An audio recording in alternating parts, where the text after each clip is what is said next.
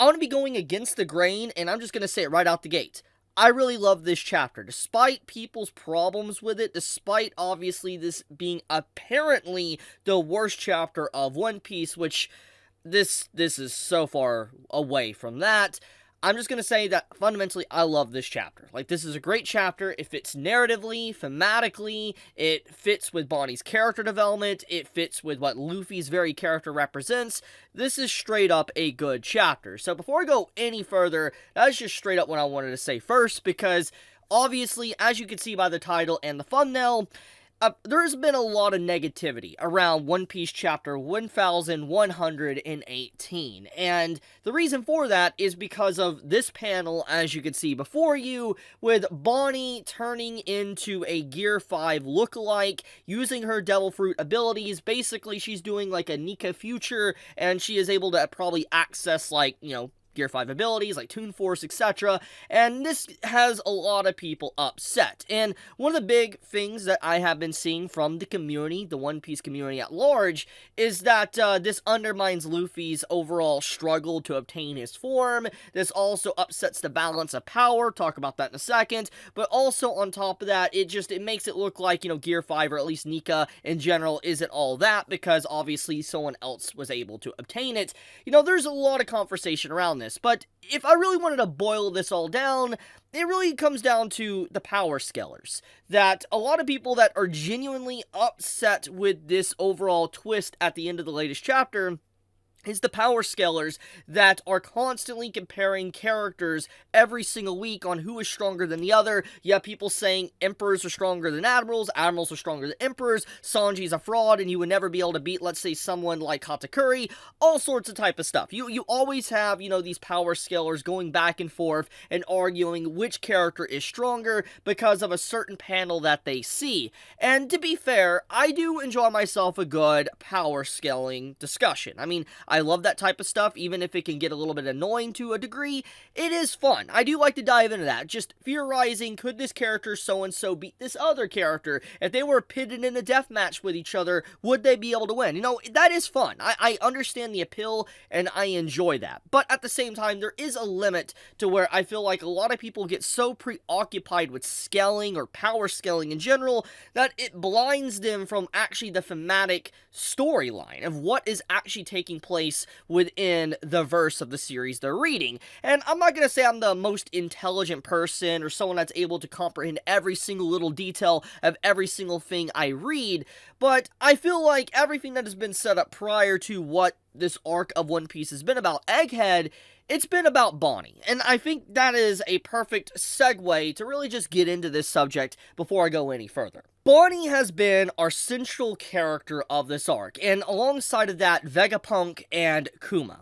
They have had a lot of spotlight. We've gotten a lot of backstory and reasoning to why Kuma did the things he did throughout the story of One Piece, to helping out Luffy, etc. We got clarity to Bonnie's backstory and just her upbringing. We got a lot of stuff with Vegapunk and his connection with Bonney and Kuma.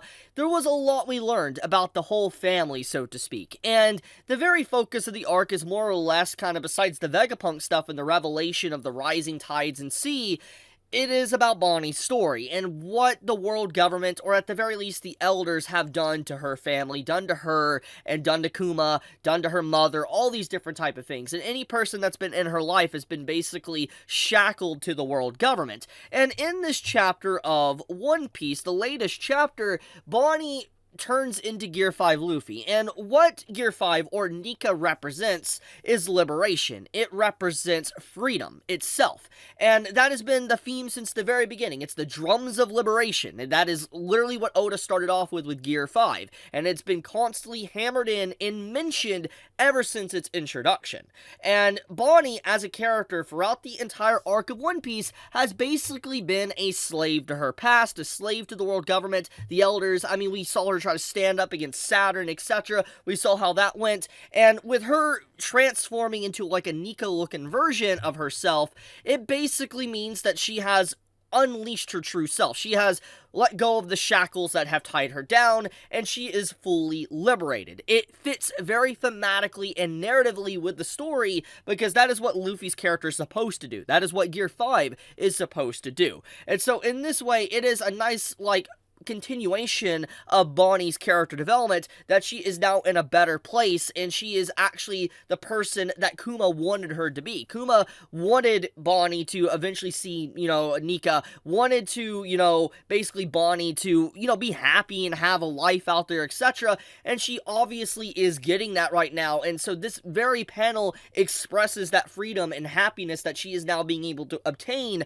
thanks to Luffy. And so, as I said, I'm not someone that is like the complete most literate person on the internet. I make mistakes, I misunderstand things all the time, it happens. But if I can understand certain setups and themes like this, I know the common Joe definitely can understand this way better than I can. But it doesn't just stop there. Let's talk about the abilities of Bonney and what Oda has obviously demonstrated and set up for a good while now. And that is, Bonney's abilities are able to basically tap in to imagination itself and the freedom of expression. When Bonney is first introduced, her abilities were able to manipulate someone's age, turn them young, turn them old, and when we also found out Bonney was doing this to herself, she was able to turn herself young, old, etc. So because of this, that was what we were first introduced to her powers. It was pretty cool, it was interesting, you could use it to trick people and all that, and you could really sap away someone's strength if you were to turn them into a little kid or something, because obviously they would not be able to fight back, because fundamentally their body is very different.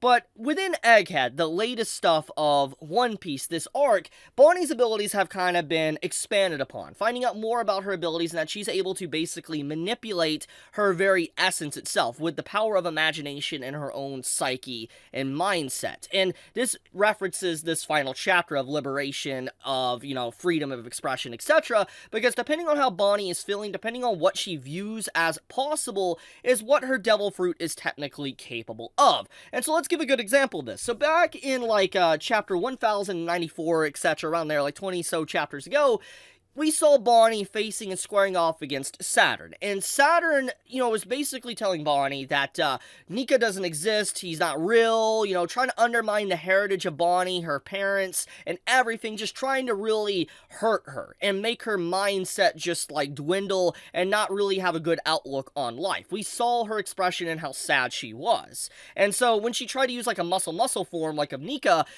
she wasn't able to really fight back. It was a very weakened version, and she just got completely stomped by Saturn. And what this demonstrates is that if Bonney doesn't have a good psyche, her mentally she's not okay, she's not going to be able to use her devil fruit right. But if she is mentally strong and free, like at the end of the latest chapter of One Piece, then she's able to demonstrate the full extent of her abilities that is incredibly powerful, and it fits narratively and thematically with the story of One Piece. Now, let's go a little bit step further. So, basically, Oda has been sprinkling in dregs of foreshadowing with Bonney's devil fruit ability for a while, that she is capable of using her imagination to do different type of things, like she's turned into a giant basically. We've seen these type of things, so it's not something that necessarily came out of nowhere. And it's not something I could see people, really saying that this is just an ass pull. It is something that Oda has clearly foreshadowed and set up for a while now, at least for Egghead. He's definitely set it up, and it was always going to lead to this point where Bonney turned into a mock version of Nika, or Gear 5 in this case, since the very beginning. I feel like that was his plans all along, because it represents her freedom of self. And as I said, this plays into her very character. She was someone that has been enchained and basically enslaved by, the elders, the world government, Saturn, and with her, using this ability, it means that mentally she's okay, and she's the very thing that Kuma wanted her to be. Within the flashbacks with Kuma and stuff, Kuma wanted her to live a life, to meet Nika, to be able to just be free, so to speak, and Bonney obviously has obtained that to a degree. So everything that Kuma wanted, Bonney technically has now. So I don't see why people are necessarily having an issue with this chapter when, once again, everything has been just lining up for this very moment. Now, this being the worst chapter, once again, I don't see it. I don't see why people would actually say that. I mean, there is fundamentally things that you could complain about when it comes to this arc of One Piece, and I think every arc of One Piece has complaints, but I think that in terms of content, Egghead as a arc for One Piece is probably one of the single-handedly best post-time skip arcs of One Piece to date. I already well and way above love this more than Wano. I love this way more than Wano's arc, to the revelations with the Rising Tide, to Vegapunk after years of waiting for Vegapunk's reveal, to just the stuff with Lucci, getting that, like, mock match again, getting the stuff with Kuma, one of the best backstories we've gotten of all of One Piece, I mean, to Bonney's revelations here, to a little bit more about Gear 5, or Nika, to the Giants returning. There's just been a lot of stuff that's been happening in this arc that is just extremely exciting, and like I said, you don't have to agree with me, but one of my favorite arcs of post-time skip of One Piece. So, in terms of the complaints that people could have, I guess if you look at these past few chapters of One Piece, you could say it has that typical stalling problem. Like, there is often cases within arcs of One Piece to where, like, when Oda's writing, where characters have to go to, let's say, point A to point B to, like, leave the island, there's a lot of running, and it feels like it's a lot of stalling chapters. Like, not a lot is really going on. And if that was the main central complaint, then I can understand and see that to a degree. And if we're not talking about that, the other complaint I could see people could have, which does get into the relevant conversation of power scaling, is the Elders. And I guess let's dive into that. This is a perfect segue to really just talk about the Elders and why some could actually have a real good complaint about it. The Elders in question are some of the most infamous entities within One Piece. Like, they have been set up for a very long time now to be potentially the final villains of the story. And anyone before this arc assumed that Emu and the Elders were probably going to be way beyond maybe the Emperors in terms of strength, or at least on par. That's what people assumed a long time ago. Now, thanks to Egghead, I feel like the overall impressions of the Elders, their mystique is definitely still there to a degree, but their strength is definitely in question. To them not being able to really put down Luffy with all 5 of them basically squaring off against Luffy, it puts into question just truly how powerful are they really. Now, to be fair to them, being immortal or semi-immortal is definitely scary, and I mean, endurance-wise, if they don't really need to eat and are able to, like, just keep going on, they theoretically can outlast anyone. They could just keep fighting for days, weeks, maybe even months, years, hell, we don't really know, and they can eventually just wait until someone tires out, and then they defeat them. It's kind of like a good example of this is Kaido. If Kaido was to probably square off against the Elders, I think we can all agree, to an extent, Kaido probably would beat their ass. Like, he would win, probably. In a straight-up fight, he'd probably beat all 5 Elders at once.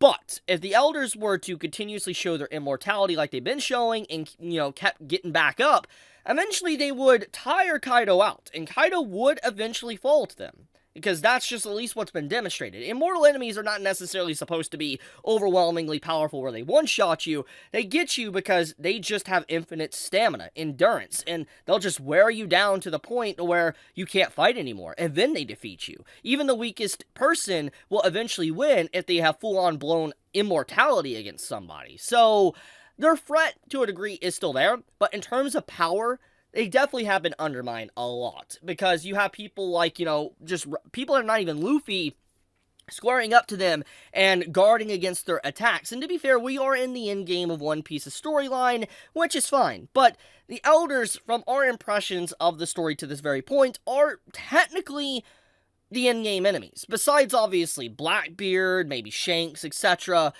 the Elders are kind of the endgame enemy besides Emu. So it's just like, the scaling of the enemies definitely isn't scary. I'll be completely blunt there. So if we're going to get in complaints about that, I fully understand why people would be upset.